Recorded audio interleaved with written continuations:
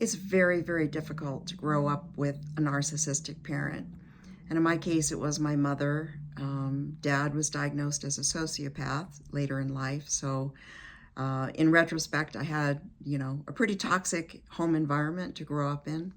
And as often is the case, when you grow up in a toxic home environment and your earliest lessons in who and what you are very negative and demeaning, you end up attracting in people that are very similar to those patterns, which I did.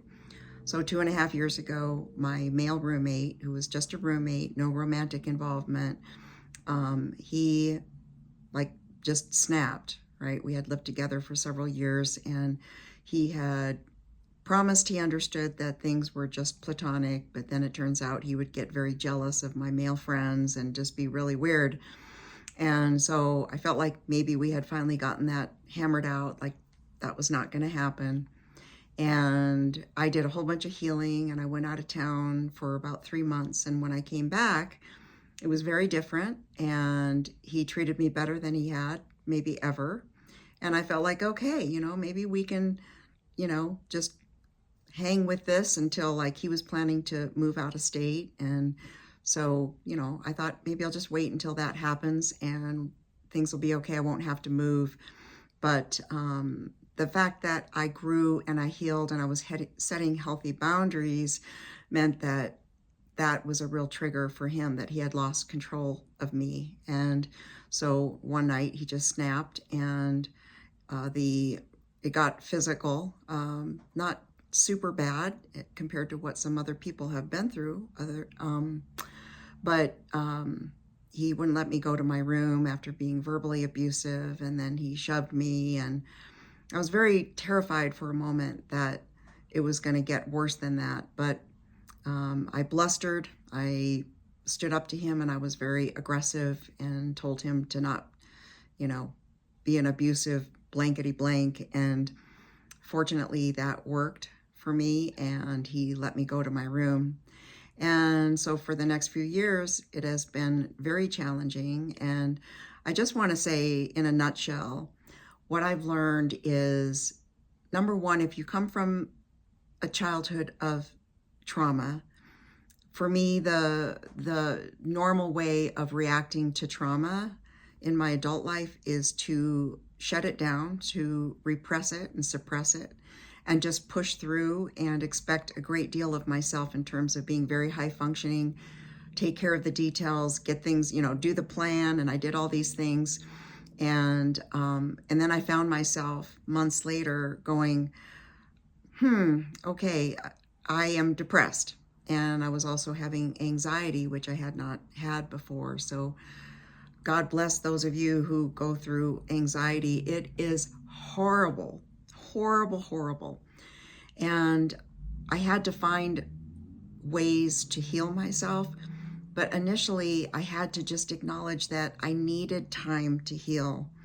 And what I did instead initially is just kind of go into my cave and just wearing the same pajamas for several days and not going outside of my studio apartment. And just, it became clear that I wasn't okay.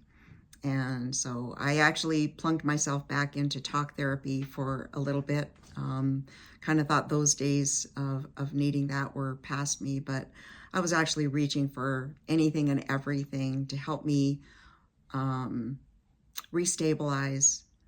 And so now, several years later, doing great.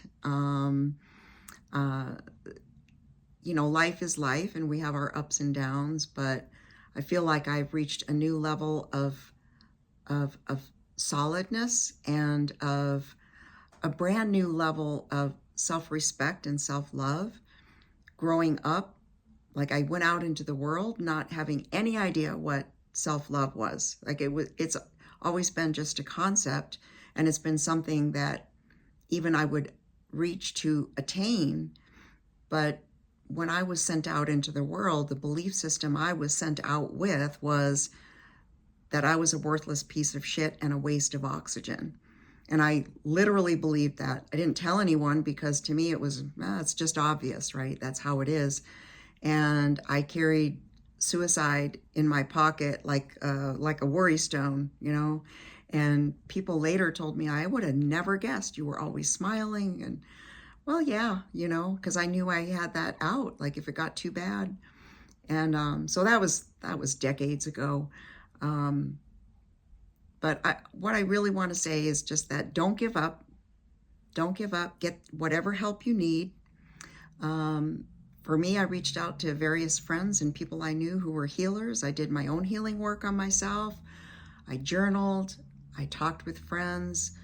I began to do gentle workouts again just to get my body moving.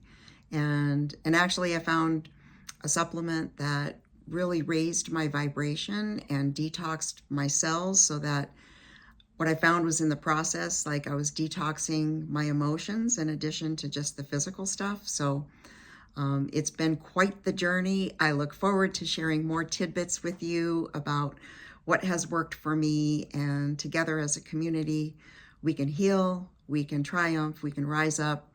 And just remember, I am always here for you. Please like and subscribe, and reach out to me if you'd like to have a discussion about what I do in my healing work and if it might be a fit for you. In the meantime, take very good care. Bye-bye.